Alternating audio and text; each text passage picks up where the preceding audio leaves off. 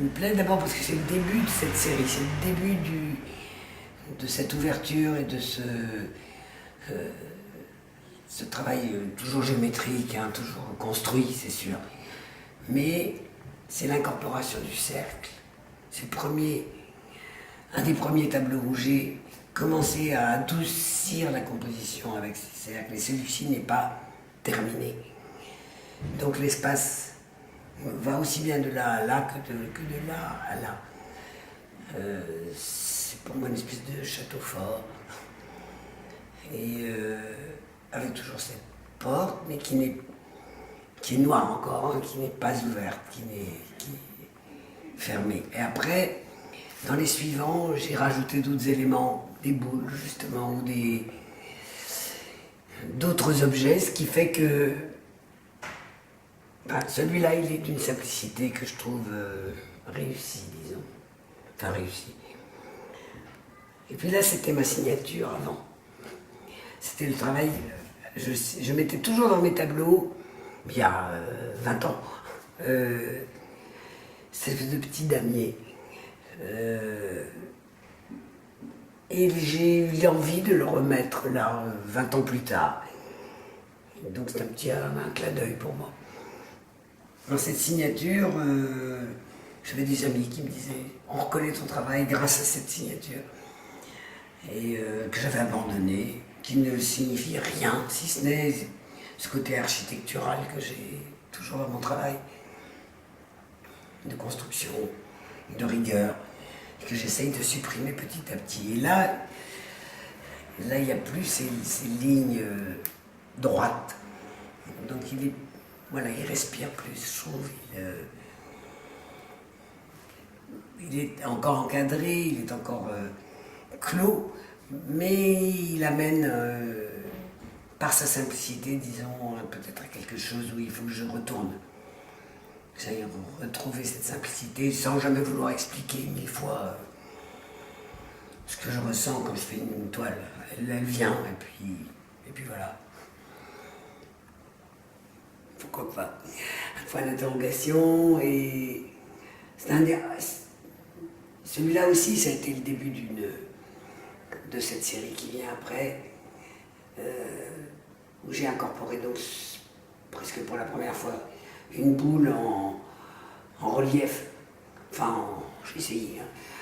Et derrière il y a cette main, personnage, je ne sais pas, et alors est-ce que cette main reçoit une boule qu'elle va rattraper, ou bien est-ce que cette boule vole?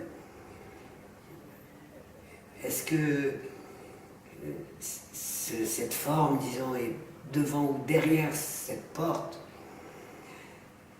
Et puis il y a toutes ces petites planètes là qui se courent après, mais on est encore en huis clos, là, on est encore enfermé, enfin, pas enfermé, mais pas ouvert par rapport à cet espace très noir là, qui dit rien encore, qui dit rien. Et c'est une toile que j'aime bien,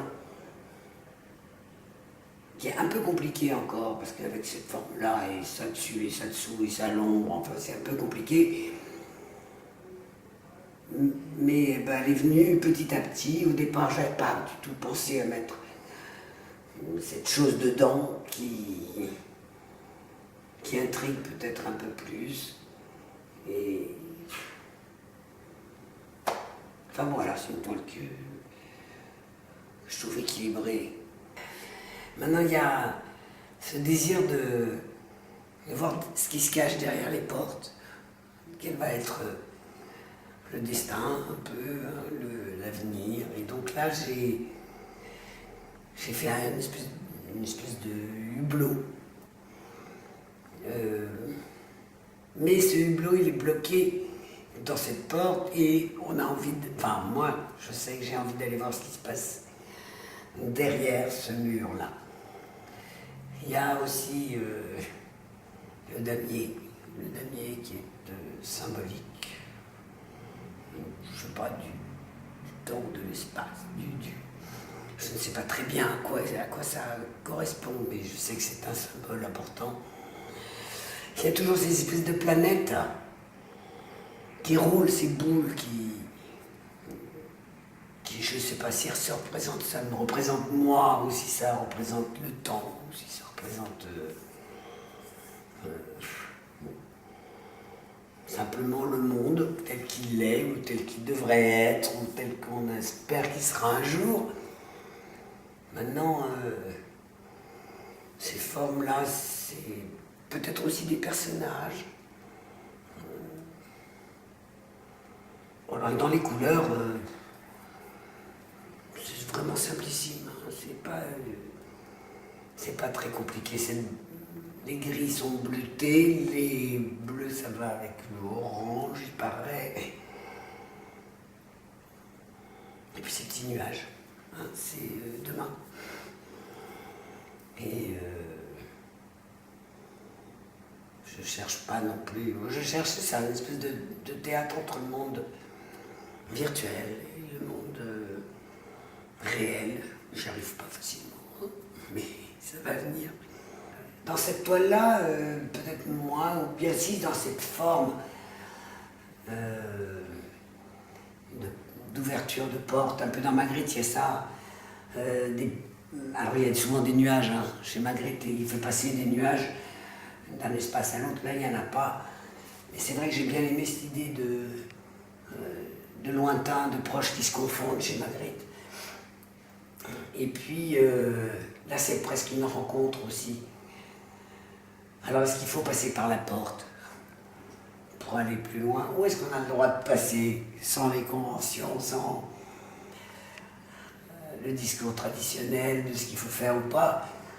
Et tout ça pour rejoindre un espace hypothétique qui n'existe peut-être pas.